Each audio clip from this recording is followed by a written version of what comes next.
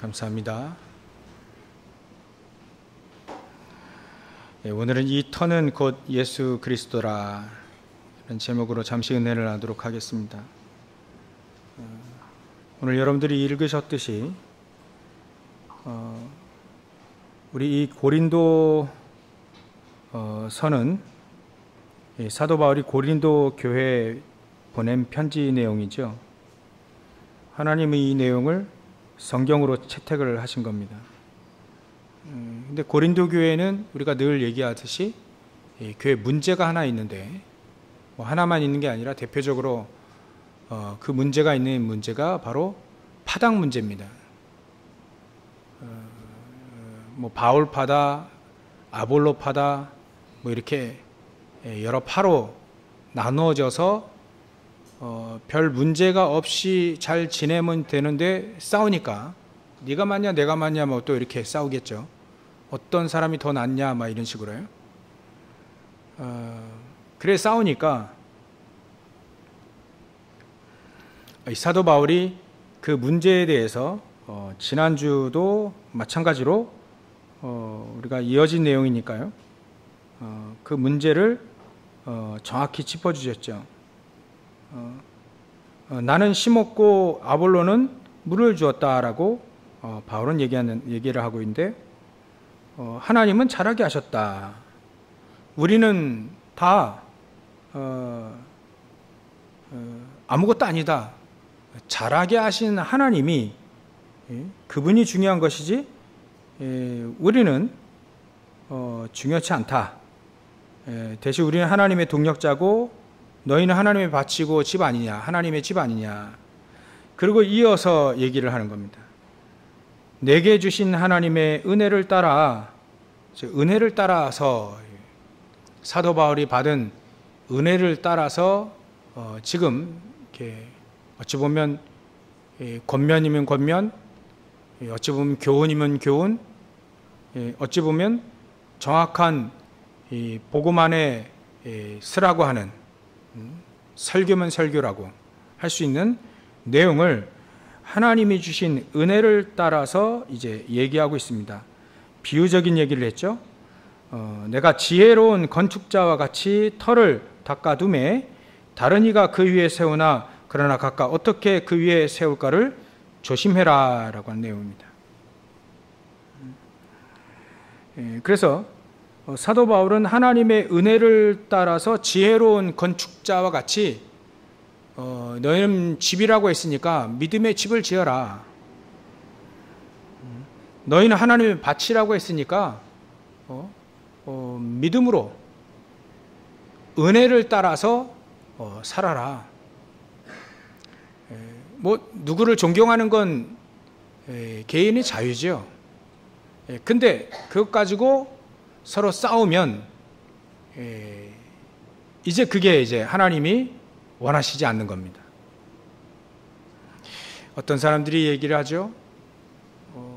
천주교는 하나인데 왜 교회는 그렇게 교파가 많고 그러냐. 특별하게 대답할 얘기가 이해하기 쉽게 얘기할 수 있는 여러분들 같은 경우에는 다 교리 때문에 예를 해가지고 이렇게 교파가 나눠져서 복음을 증거하는 것이다 이렇게 얘기하면 되는데 불신자들이 얘기할 땐 마땅한 대답이 없어요. 근데 확실한 거는 하나님이 예전에 저 팔레스타인 지금 가나안 땅에 이 성전을 세우신 적이 있습니다. 첫 번째가 다윗이 준비한 지은 건 솔로몬이 지어서 솔로몬 성전이라고 하고요.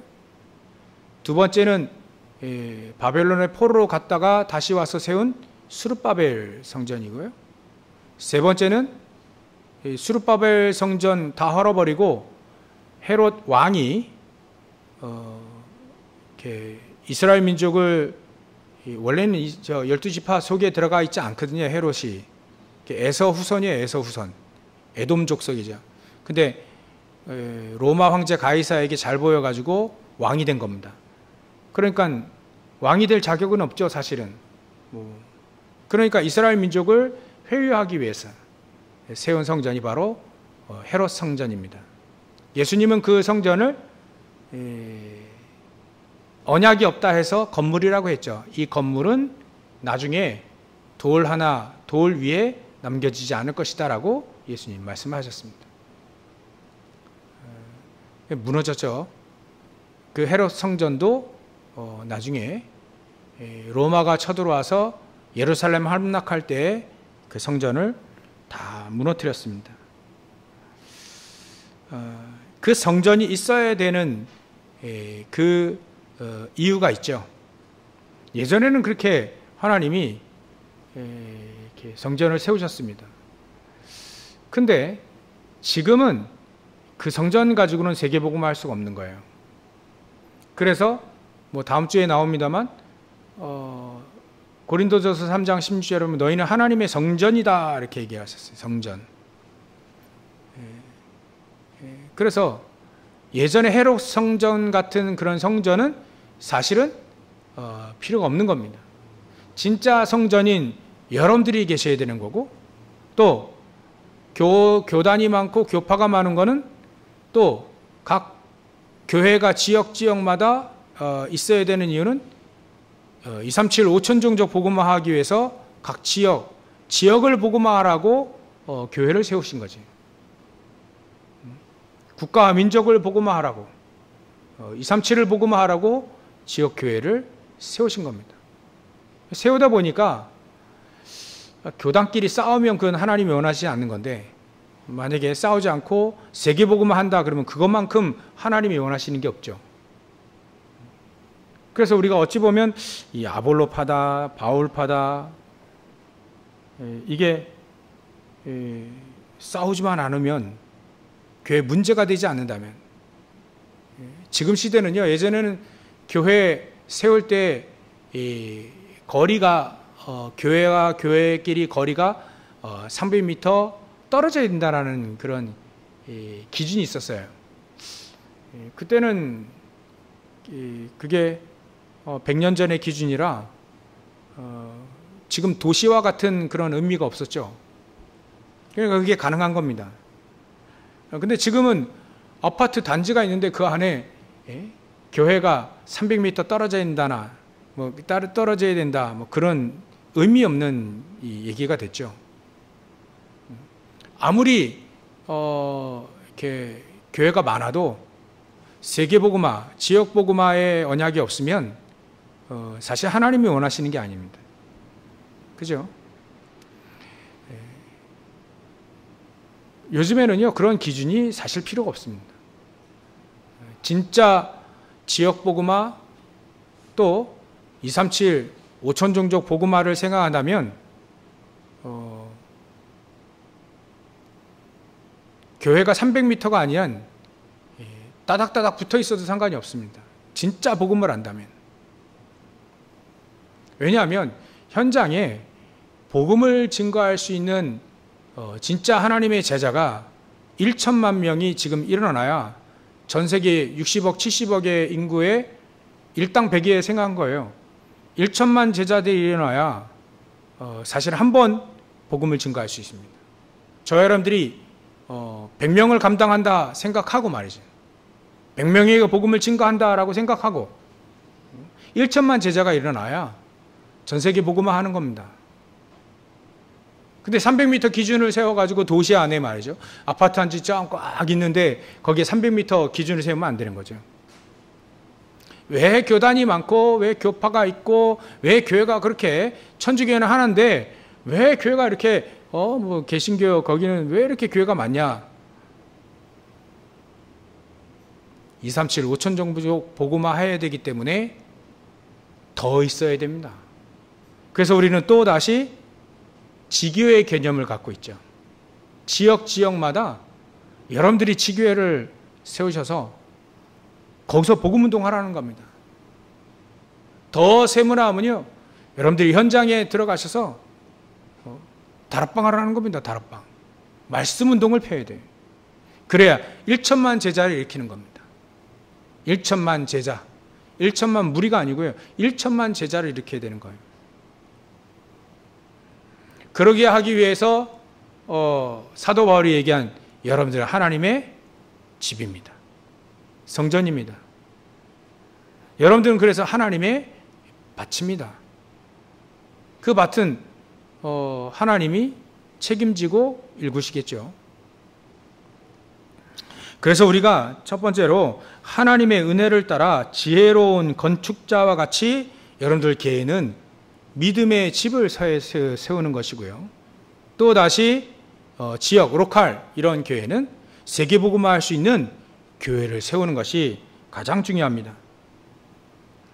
지혜로운 건축자들은요, 제가 건축 하는 분 근처에 있어가지고 제가 좀 봤는데요.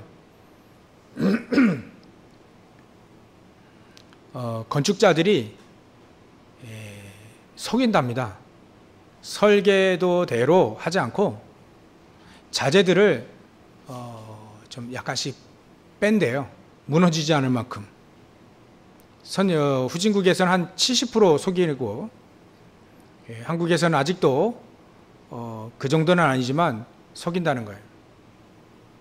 저 우리 덕평 ROTC 세울 때 공사를 했는데 거의 다 뜯어냈었죠. 왜 그러냐면 몇 년 안 가서 이게 바닥이 무너지고 천정이 내려앉고요. 벽이 막 붙인 게 떨어지고 막 이래. 제가 가봤거든요. 가봐서 봤는데 진짜 이렇게 건물이 떠 있는 것 같아요. 밑에 기초가 튼튼하지가 않아가지고. 그 왜 그러냐면 속여서 그래요. 지혜로운 건축자는 미래를 생각하고 건축을 합니다. 제가 요즘에는 건축에 관한 집 건축자들의 요즘 우리나라에도 이렇게 자기 생각을 가지고 집을 짓는 사람이 있어요. 그죠? 건축가들인데 이런 사람들의 집을 보면 자기의 생각이 거기 녹아 들어가 있더라고요. 어떤 분은 집을 건축을 할 때도 좀 약간 성과 같은 집을 짓는 분이 있고, 또 어떤 분은 한옥을 전문적으로 짓는 집이 있고, 거기에 자기의 생각이 다 들어가 있더라고요. 근데 한 가지로 제가 공통된 점을 봤는데, 이게 이 건물이 내가 건축한 건물이 100년이 가도 200년이 가도 미래, 후대, 뭔가가 자기가 지은 이렇게 생각, 이런 것들 왜 이렇게 지었을까라고 하는 것을 알아주기를 바라는 것이 늘 그 사람들의 마음속에, 말투에, 건물에 나와 있더라고요. 이 사람들이 다 진정한 건축가들은 미래를 생각하고 속이지 않고 설계도대로 집을 짓는구나. 적용하셔야 되겠죠. 지혜로운 건축가들은 전부 다 그렇게 합니다. 속이지 않습니다. 지혜로운 건축가들은 미래를 생각합니다. 지혜로운 건축가들은 항상 자기의 중심된 생각이 있어요.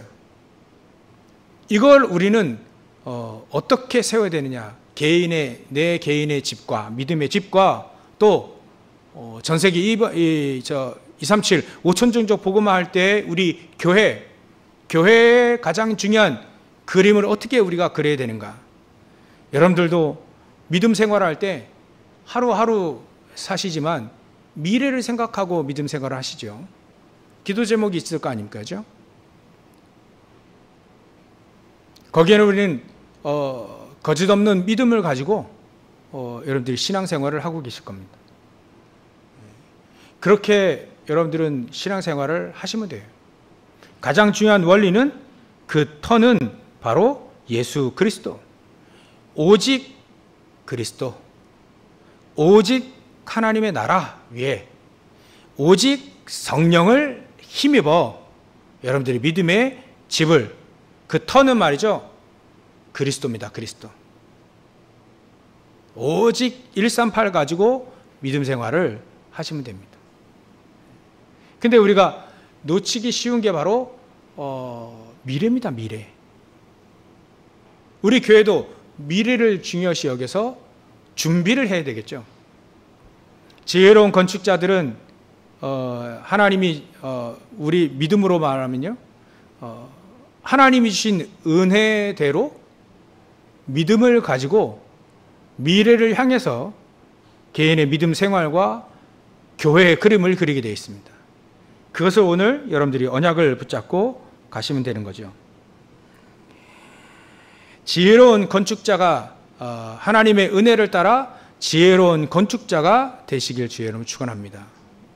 여러분, 믿음의 개인의 집을 짓고 우리 교회의 그림을 여러분들이 같이 그려나가시는 거죠. 그 내용은 우리가 이미 기도하고 있는, 우리 교회를 위해서 기도하십시오, 교회를 위해서 기도하세요 라고 할 때 세 가지입니다. 세 가지. 이 안에 다 있습니다. 헤롯 성전을 하나님이 돌 위에 돌 하나도 남기지 않고 무너뜨린 이유는 이 세 가지가 없어서 그렇습니다. 그것이 바로 이방인의 뜰, 기도의 뜰, 아이들의 뜰, 전부 다 여기에 장사하려고요. 돈 벌어먹으려고. 돈 벌려고요. 양과 소를 가져다 놓고 돈 바꾸는 그 책상을 갖다 놓고, 예수님이 그래서 그 광경을 보고 그 양들 다 밖으로 내쫓고, 양들이 말이죠, 이방인들이 와서 복음을 들어야 될 그 자리에 양과 소를 갖다 놨어요. 물론 이유는 있습니다. 예물을 드려야 되는데 좀 온전한 예물로 드려야 된다 해서 흠이 없는 걸로 준비한다는 이유는 있지만, 가져다 놓은 그 장소를 하나님이 원하시는 장소에 다른 걸 갖다 놨단 말이에요. 그 하나님이 그걸 싫어하시는 거예요. 예수님이 그 양들을 다 성전에서 내쫓고요, 돈 바꾸는 거 또 그 의미가 있습니다. 그죠? 우리 세상 그 사용하는 그 돈을 가지고 하나님께 드릴 수 있겠냐? 성전에서 쓰는 돈을 만들어 가지고요, 그거 가지고 하나님께 드려야 된다. 이유는 참 좋습니다. 의도는 참 좋습니다. 근데 그 돈을 바꾸는 그 장소가 말이죠, 아이들이 말씀을 듣고 서밋으로 세워져서 전 세계 복음화해야 될 가장 중요한 언약이 전달될 그 현장에, 그 장소에 돈 바꾸는 책상을 갖다 놨단 말이에요. 모든 성도들이 그 성전에서 기도하고 힘을 얻고요, 예배하고 힘을 얻고 237 복음화해야 되는데, 그 기도하는 그 장소에 쓸데없는 걸 갖다 놓은 거예요. 그래서 예수님이 그 건물은 무너뜨렸습니다. 하나님이 무너뜨렸습니다. 돌 위에, 앞으로도 돌 위에 돌 하나 세워지지 않을 것이다. 아마 성전은 세워지지 않을 겁니다. 그래가지고 크리스찬들이 말이죠, 예전에 중세시대 때 십자군 전쟁을 일으켰지만 결국은 그 성전 회복 못했죠.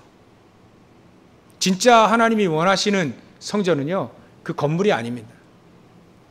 각 교회, 지역마다 교회를 세워서 세 가지 운동을 하라는 겁니다. 이방인들이 복음을 들을 수 있는 다락방 하라는 거예요. 불신자들이 복음을 들을 수 있는 통로를 열어줘라. 제가요, 보니까 불신자들이 교회에 잘 못 들어와요. 예전에 우리 아이 친구, 부모, 어머니, 엄마가 교회가 어떻게 세웠는지 보는데 발은 안 들어오고 얼굴만 싹, 저 문 앞에서 얼굴만 싹 들어오진 않고요. 여러분들은 내 집처럼 들어오시잖아요. 그게 맞는데 불신자들은 교회 잘 못 들어와요. 그래서 우리는 불신자들이 복음을 들을 수 있는 통로를 현장에 열어주라. 그게 다락방이고 그게 지교회입니다. 우리 교회가 그런 기능이 있는 교회가 있어야 무너지지 않는 겁니다. 지금 교회가 얼마나 많이 무너졌습니까? 코로나 시대 때 교회 많이 문을 닫았어요. 왜? 하나님의 세우신, 우리 장로님 기도하셨을 때 교회의 머리이신 하나님이, 정말 그리스도가 터고 교회의 머리신 하나님이 그 교회를 왜 문을 닫게 합니까? 유럽 교회는요, 지금 술집으로 서점으로 다 바뀌었어요. 겉은 건물이 교회인데 안에는 서점으로 술집으로 다 바뀌었습니다. 외형을 뜯지 못해가지고 외형을 바꿀 수 없어요. 유럽 건물 그 법상. 그러니까 겉은 교회인데 속은 다른 거 하고 있는 겁니다. 왜 유럽 교회가 그렇게 망했습니까? 미국 교회도 우리나라 교회도 지금 점점 문을 닫고 있는 시대가 됐습니다. 왜 그러냐면 이 세 가지 언약이 없어졌어요. 이 세 가지 기능이 없는 겁니다, 교회에. 그러니까 문을 닫게 되는 거죠. 그러니까 하나님 편에서는 헤롯 성전과 교회가 똑같은 거예요. 무너져도 전혀 상관이 없는 겁니다. 우리는 그래서 오늘 언약을 붙잡아야 됩니다. 하나님의 은혜를 따라 지혜로운 건축자의 생각을 가지고 미래를 가지고 하나님이 주시는 나에게 주신 언약을 가지고 지혜로운 건축에 자기 생각이 있다 했지 않습니까? 자기 사상이 있다 하지 않습니까? 우리는 우리의 생각과 사상이 아닌 하나님의 언약을 붙잡고 미래를 향해 우리는 교회를 세워야 되는 겁니다. 그게 바로 237 할 수 있는 교회. 기도할 수 있는 장소는 우리가 치유받을 수 있는 교회입니다. 여러분들이 와서 집중도 하고요. 기도도 하고요. 이번 주 지난주 목금 이렇게 우리 랩런트들이 모여서 집중 훈련을 했습니다. 시간 한 2시간에서 2시간 반도 안 되게 2시간 정도 잠시 집중을 했는데요. 이 아이들이 처음에는 마지막에 왔지만 둘째 날은 좀 이렇게 자유롭게 오더라고요. 이 아이들이 말씀에 집중을 하고 묵상도 하고요. 우리가 늘 주번에 나와 있는 393 기도를 자기의 의도, 너희들의 생각과 또 너희들의 수준과 너희들이 가지고 있는 거 가지고 393 기도를 한번 기도문을 한번 적어봐라. 적기도 하고요. 확인은 안 했습니다만 적은 친구도 있고 안 적은 친구도 있을 거예요. 우리가 393 기도를 내가 정말 하고 그 기도문으로 기도의 문장으로 적어보는 것과 안 적어보는 건 다릅니다. 근데 그거를 생각하는 것과 생각 안 하는 거는 너무 다른 거죠. 하루아침에 유럽교회가 무너진 건 아니거든요. 다른 사상이 들어와서 점차 그 교회의 가치를 잃어버린 겁니다. 마치 사도 바울이 이렇게 얘기한 거예요. 12절에 만일 누구든지 금이나 은이나 보석이나 이거 좀 값어치 있는 거죠. 나무나 풀이나 집으로 이 터 위에 세우면 13절에 각 사람의 공적이 나타날 터인데 그 날이 공적을 밝히리니 그 날은 아마 주님 재림하실 심판의 날이라고 볼 수 있습니다. 이는 불로 나타내고 그 불이 각 사람의 공적이 어떠한 것을 시험할 것임이라. 만약에 그 터를 말이죠, 금으로 하면 어떠냐, 다이아몬드 보석으로 하면 어떤가, 그 터를 말이죠 은과 같이 값진 것으로 하면 어떤가. 좋겠죠. 근데 하나님에게는 안 맞는 겁니다. 그 터는 무엇이어야만 되냐면 그리스도여야만 되는 겁니다. 세상에 우리가 속기 쉬운 게 있습니다. 세상에 너무 좋은 거, 막 진취적인 사상, 세상에 너무 좋은 사상들이 많이 있잖아요. 세상에 너무 좋은 이론들이 많고 이념들이 많고 세상에 너무 좋은 이 학문들이 많아요. 그걸 가지고 우리의 믿음의 집을 세우면 안 된다는 겁니다. 그래서 사도 바울은 갈라디아서 4장 9절에 보면 천한 초등 학문에 종노릇 하지 마라 이렇게 얘기했어요. 하나님 생각, 이렇게 하나님을 기준으로 볼 때는 우리가 알고 있는 것들이나 땅에 있는 것들은 사실 초등 학문과 같습니다. 거기에 그 초등 학문이 필요 없다는 얘기가 아니고 초등 학문에 종노릇하지 말라는 거예요. 종노릇하지 마라. 그게 전부 다 있냐? 그걸 가지고 그런 걸 가지고 교회를 세우면 안 된다. 한때는 미국에 어떤 한 목사님이 진취적인 사상을 가지고 할 수 있다, 해봐라, 뭐 그런 사상을 전한 적이 있죠. 근데 그 교회 무너졌습니다. 왜냐하면 너무 좋은 얘기예요. 너무 설득력 있고 너무 좋은 얘기예요.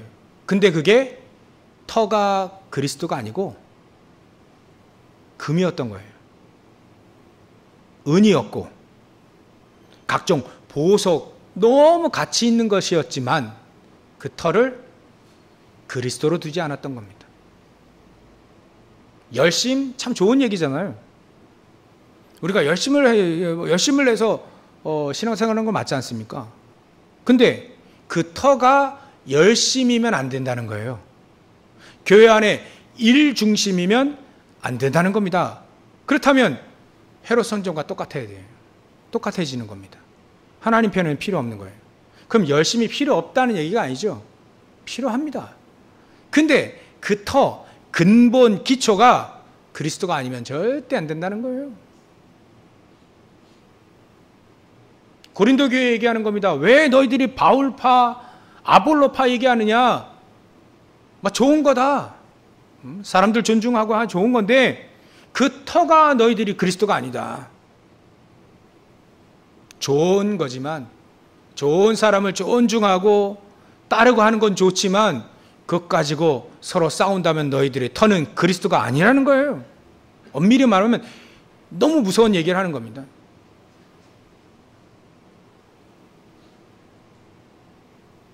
그러고 보면 또 나무나 풀이나 집으로 이 터 위에 세우면 각각 공적이 나타날 때 나중에는 이거 다 어떻게 합니까?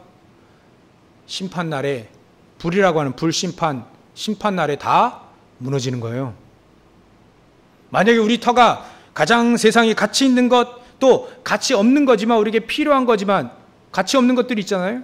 그걸 나무나 집으로 건축이니까 풀이나 집으로, 나무로 예전에 집을 많이 지었잖아요. 그러니까 이런 재료의 비유를 지었는데 그런 것으로 집을 지으면 나중에는 결국 무너진다. 무너진다.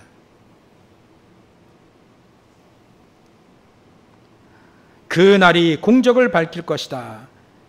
그 날에 그 공적이 그대로 있느냐 없어지느냐, 아마 저는 이렇게도 표현할 수 있겠어요.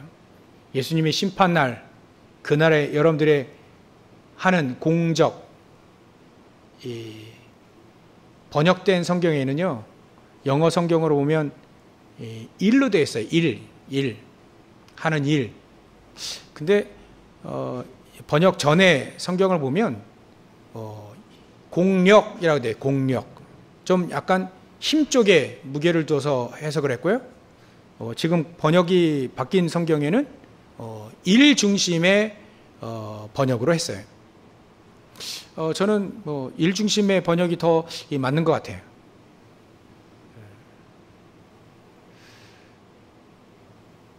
그래서 우리가 하는 일, 우리가 하는 헌신, 우리가 교회에서 모든 봉사, 이런 것도요,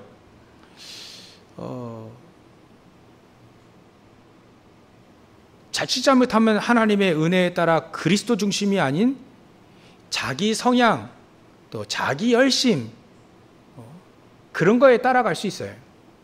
어떤 사람은 바울과 같이 막 전도하러 다니고 바울과 같이 막 씨를 뿌리는 것에 자기 성향이 맞을 수 있어요. 그래서 바울이 난 최고의 종이다, 막 그 사람 따라가야 된다, 이렇게 얘기할 수 있습니다. 좋은 겁니다. 뭐 나쁜 게 아니죠. 근데 그게 맞다고, 자기에게 맞다고 해서 자기 성향과 안 맞는 사람을 뭐라고 한다면 그거는 가장 어리석은 사람이 되는 겁니다. 아볼로는요, 참 인격도 괜찮고 또 학식도 많고 또 사람들 잘 이렇게 목회를 잘 했나 봐요. 그런 거 좋아하는 사람 있죠. 그래서 그게 전부 다라고 생각해서 바울 씨만 뿌렸지 내팽개두고 다른 데 돌아다니기 바쁘다. 그게 우리에게 별 소용이 뭔 소용이 있겠냐라고 생각하는 사람이 있다면 그건 잘못된다. 그 터는 말이죠. 가장 하찮은, 어찌 보면 자기의 세상, 자기의 철학에 맞춰서 살아가는 것이 맞다라고 하는 골로새서 2장 8절에는 철학과 헛된 속임수로 너희를 사로잡는 것에 주의하라라고 하는 사도 바울의 말씀이 기억이 되어야 돼요. 이해가 오십니까? 자기 성향이 있어요. 그 성향에 맞으면 맞고 아니면 틀리고라고 하는 생각은 가장 터가 그리스도가 아니라는 거예요. 그 예수님도 마태복음 16장 가이사랴 빌립보 지방에서 제자들을 모아놓고 세상 사람이 나를 누구라고 하냐라고 할 때 반응이 다 달랐어요. 그 반응은 자기 성향대로 얘기했거든요. 예레미야 같다. 좀 박애주의 하는 사람은 예레미야 같다라고 부르는 겁니다. 사회 정의를 붙잡고 데모하고 막 옳은 말하고 막 이거 세례 요한 같다라고 부르는 겁니다. 자기 성향대로. 엘리야 같다. 능력이 나타나야지. 능력 없으면 안 되는 거야. 엘리야 같다. 능력 위주의 사람은요, 그렇게 얘기할 수밖에 없죠.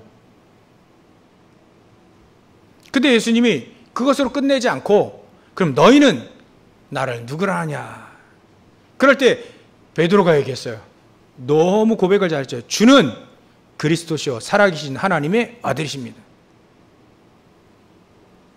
그 터가 바로, 베드로의 터는 바로 그리스도라. 그리스도라서 예수님이 이름을 바꿔준 겁니다. 장차 너는 게바, 반석이라, 반석. 어찌 보면 그리스도께서 반석이지 않습니까? 그 이름을 준 거예요. 자기의 분신의 이름을 준 겁니다. 얼마나 고백이 후대에까지 영향을 줄 수 있는 최고의 고백이었는지. 주는 그리스도시요 살아계신 하나님의 아들이십니다. 하나님과 동격되는, 아버지와 아들은 동격이잖아요. 우리의 터가, 우리의 믿음의 터, 우리 교회의 가장 중요한 터, 하나님이 가장 원하시는 그 터는 과연 우리가 무엇이냐. 그걸 바로 하지 않으면 나중에 공력은, 또 공적은 많이 쌓는데 나중에는 무너질 거라요. 특히 심판날도 그렇지만 어려움 왔을 때 예수님이 비유하셨잖아요. 모래 위에 지은 성은 나중에 바람이 불고 홍수가 나면 다 무너질 거라고요. 그때 얘기하신 것이 그 터, 가장 밑바닥의 기초 근본은 바로 그리스도여야 되는 거예요.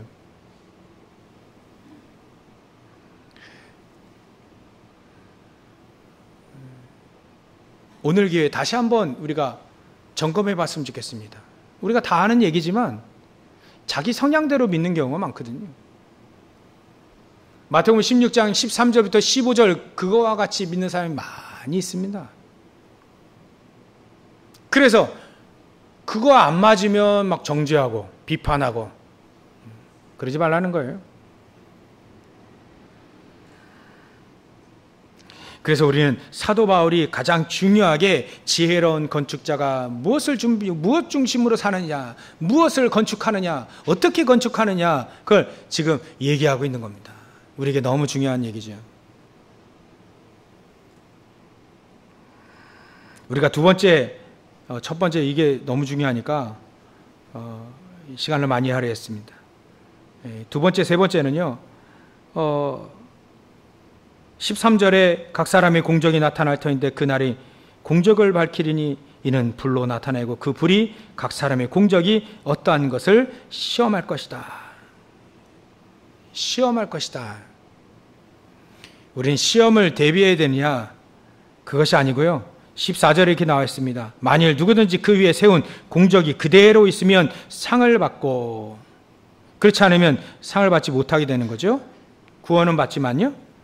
그래서 우리는 어떤 상을 우리는 상 받으려고 하는 건 아니지만 하나님이 가장 원하시는 것이 과연 무엇이냐라는 것을 우리가 다시 한번 생각해 봐야 됩니다. 하나님이 가장 원하시는 건, 내 개인적으로 하나님이 가장 원하시는 게 뭘까? 그걸 생각해 보는 겁니다. 또 우리 교회 가장 하나님이 원하시는 게 뭘까? 저는 포인트를 여기다 뒀습니다. 아까 말씀드린 237과 치유 서밋, 그리고 미래에다 뒀어요. 미래.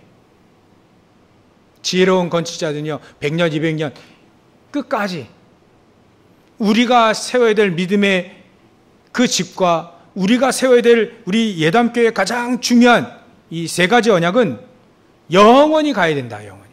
영원히 우리와 우리 후대들이 계속해서 영원히 이 믿음의 집을 짓고 이 세 가지 역할이 있는, 기능이 있는 교회를 계속 세워나가야 된다.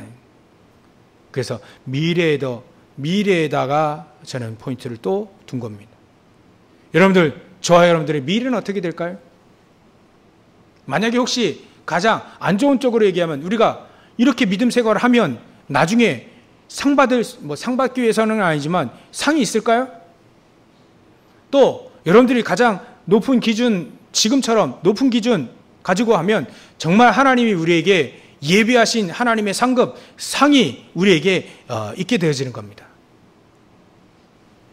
어떤 상이 있느냐? 아무리 봐도요, 우리 교회, 저와 여러분들의 교회가, 우리 교회가 생명운동이 일어나는 교회가 되어야 돼요. 생명운동이 일어나는 교회. 그 안에 237과 5천 종족이 있고요. 그 안에 치유가 있습니다.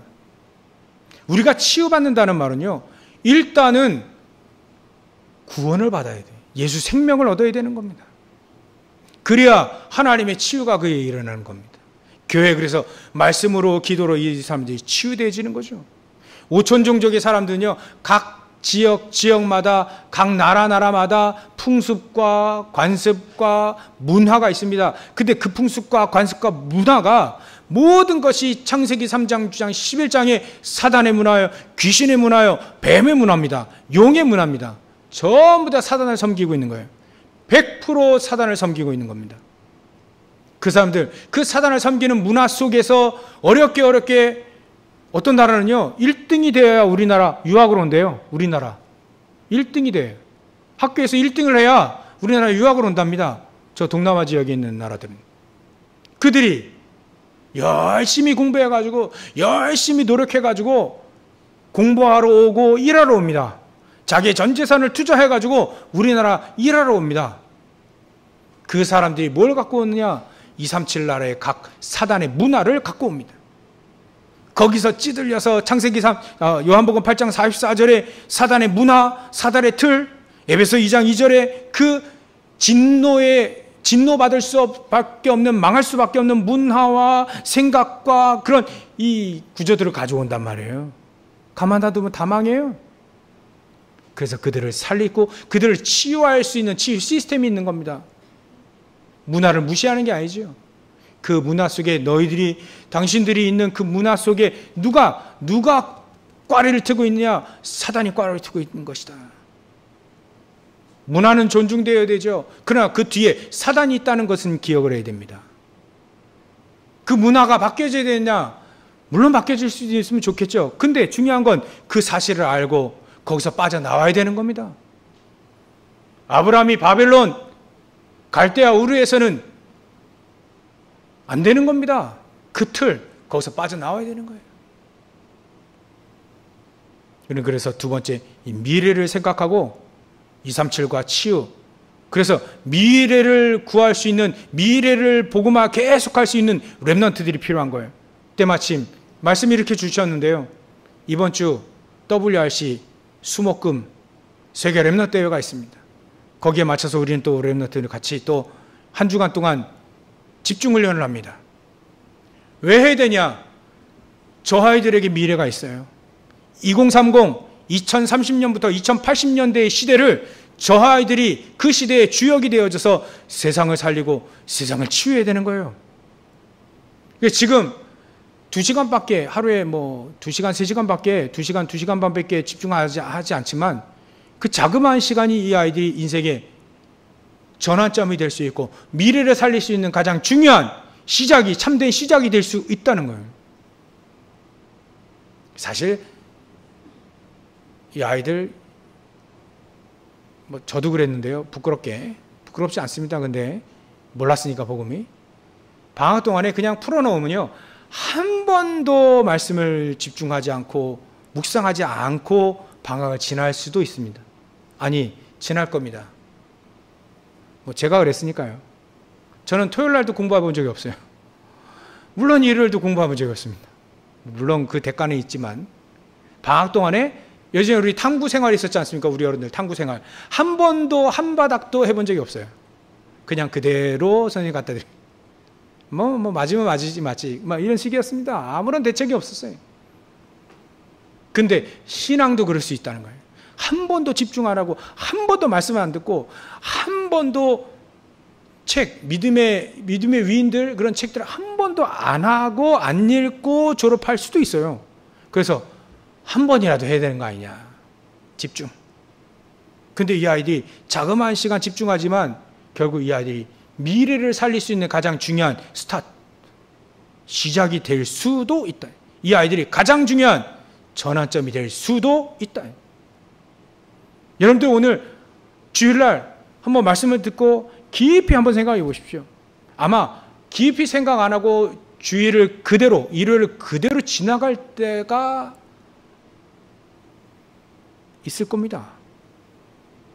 한번 랩노트도 집중하는데 우리 어른되어서 뭐 직분자로 한번 집중해야 되겠다. 안 하던 기도 수업도 들어보고요. 안 하던 말씀 묵상도 한번 해보고, 물론 여러분들 잘 하시지만 그렇게 표현을 하는 겁니다. 393 기도를 한번 일주일 동안에 아침, 낮, 밤 한번 제대로 한번 해보자. 우리 랩노트들이 집중하고 있는데 미래를 생각하셔서 여러분들의 후대, 여러분들 조부모가 되시고 또 증조부모 되셔가지고요, 믿음의 후대들에게 내가 뭘 얘기하느냐. 하나님이 나와 함께 하셨던 것, 하나님 나에게 기도 응답하셨던 것, 하나님 미래를 두고 지금 준비했던 그 간증들이 그 후대들에게 믿음으로, 그들에게 믿음의 집을 지을 때 또다시 간증으로 이어지게 될 겁니다. 시간이 너무 많이 가가지고요. 세 번째는요, 간단히 얘기하겠습니다. 다른 게 아니죠. 하나님은 우리에게 이걸 믿으라는 거예요. 하나님의 말씀을 믿어라. 미래를 살릴 수 있는 가장 중요한 이 성전에 그 지혜로운 건축자가 그 터를 짓는 교회를 짓고 여러분들이 집을 짓고 믿음의 집을 지을 때 가장 중요한 건 믿으라는 거예요. 믿으라. 어떨 때를 보면 이게 맞을까 안 맞을까 그런 거 하지 말고요. 믿어지는 거예요. 하나님 은혜를 주셔서 믿어지는 거. 237과 치유 서밋, 이거는 믿음으로 한 걸음씩 나아가셔도 충분합니다. 됩니다. 요나가 제일 실수한 게 무엇이냐? 믿음도 없었지만 하나님이 원하시는 237을 바라보지 않고 그 반대를 보고 담대히 나갔다는 거예요. 때마침 다시스로 가는 배도 딱 준비되어 있고 그게 믿음이 아니었던 거예요.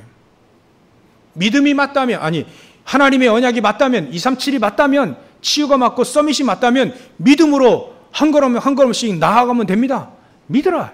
믿고 여러분들이 한 걸음씩 인도받고 나가면 됩니다. 내 생각을 잠시 내려놓고 하나님의 언약을 붙잡고 믿고 나아가는 겁니다. 후회할 필요도 없고 뒤돌아볼 필요도 없습니다. 237과 치유 서밋, 이 중요한 이방인의 뜰, 아이들을 기도의 뜰은 하나님이 가장 원하시는 그 교회의 속성입니다. 교회의 특징, 가장 교회의 기능입니다. 이것을 놓치면 예배드리는 이유가 없어요. 교회가 있어야 될 이유가 없습니다. 이게 맞으니까 여러분들 이 세 가지 안에 언약을 붙잡고 믿음으로 나아가시면 될 겁니다. 결론입니다. 지금 우리 단체가 제124 마리투시 응답 24로 나아가고 있습니다. 우리 교회도 이번 연도에 근본, 기본, 기초의 24로 언약을 붙잡고 나아가고 있습니다. 다니엘은요, 다니엘서 6장 10절 우리에게 주신 말씀 아닙니까? 한 해 동안. 다니엘은요, 상관없습니다. 환경과 상관이 없습니다. 죽을 위험이 왔는데도 불구하고, 죽을 위기가 왔는데도 불구하고 전에 하던 대로 24한 겁니다. 전에 하던 대로 언약을 붙잡고, 그 말은 예루살렘을 향하여 문을 활짝 열고 기도한 겁니다. 그게 바로 다니엘이 승리할 수 있었던 비결이죠. 우리는요, 24 하면 됩니다. 언약을 정확히 붙잡고요, 오늘 말씀드렸던 터를 굳건히 하고, 오늘 말씀드렸던 미래를 생각하고요, 오늘 말씀드렸던 이게 언약이 맞다면 믿음으로 24 하면 됩니다. 하나님께 24 하면 됩니다. 아니, 오늘 주일만이라도요, 24 한번 하면 말씀의 언약을 붙잡고 24 하는 겁니다. 그러면 하나님은 여러분들 통해서 미래를 세우고 또 지역을 세우는 교회, 또 저 여러분들의 믿음의 집이 되어지게 될 겁니다. 그 집은 너무 중요한 3저주를 무너뜨리고 말씀이 성취되어지는 교회고요, 하나님의 능력이 함께하는 교회, 마치 요셉이 창세기 39장 1절부터 5절에 요셉이 하나님이 요셉과 함께하는 것이 사람들에게 보여져 알듯이 41장, 창세기 41장 38절처럼 하나님의 영에 이렇게 감동된 자를 본 적이 없다라고 불신자 바로 왕이 얘기할 만큼 이런 축복이 여러분들에게 임하게 될 것입니다. 지금은요, 신전전쟁 시대입니다. 어마어마한 신전들을 세워놓고요, 흑암세력이 무너뜨리는, 현장을 무너뜨리는 시대입니다. 우리는요, 어마어마한 규모의 건물이 필요한 게 아닙니다. 하나님의 정확한 언약 237과 치유 서밋의 언약이 있는 교회, 언약이 있는 건물이 필요한 겁니다. 여기에 주역으로 쓰임받는 여러분들이 플랫폼이 되시고 안테나가 되시고 바수망대가 되시는 중요한 지혜로운 건축자 되시기를 주의 이름으로 축원합니다. 기도하겠습니다. 하나님께 감사와 영광을 돌립니다. 하나님, 오늘 우리의 터는 그리스도 예수라 하셨사오니 이 터 위에 믿음의 집을, 또 교회를 짓고 237과 치유 서밋의 언약을 붙잡고 승리하는 우리 교회가 될 수 있도록 주님께서 역사해 주시옵소서. 24로 언약을 붙잡고 집중하며 하나님의 언약을 붙잡고 승리하는 우리 성도를 다 되어질 수 있도록 역사해 주시옵소서. 거룩하신 예수님의 이름으로 기도 올려옵나이다. 아멘.